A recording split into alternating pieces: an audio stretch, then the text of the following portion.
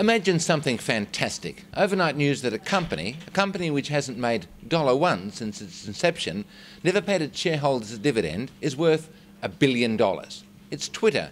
3.5 years ago it was a startup, which means that it didn't exist 3.75 years ago.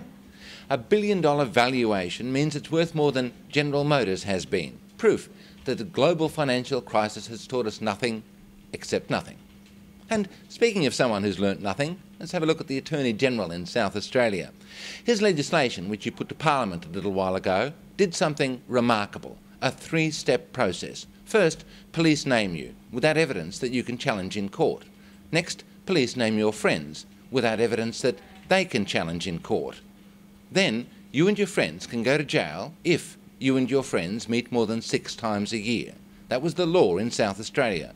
You could go to jail if you worshipped at the same Christian church as someone named in a control order. You couldn't coach the kids' footy team if someone subject to a control order was there with his kid talking to you. Until Friday, when South Australia's highest court said, "You've got to be kidding. That law, the law itself, is illegal." Now, this should have been no surprise to the Attorney-General. The Independent Weekly predicted the judgment before the case even went to court. But the law is not just illegal, it's also stupid, say barristers and lawyers, individually and collectively, and organisations fighting government attacks on fundamental human rights. Stupid laws from an unenlightened Attorney-General.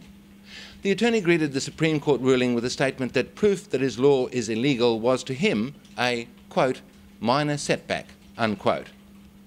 Overnight news that a non-profit-making company is worth $1 billion is fantastic, but a minor setback?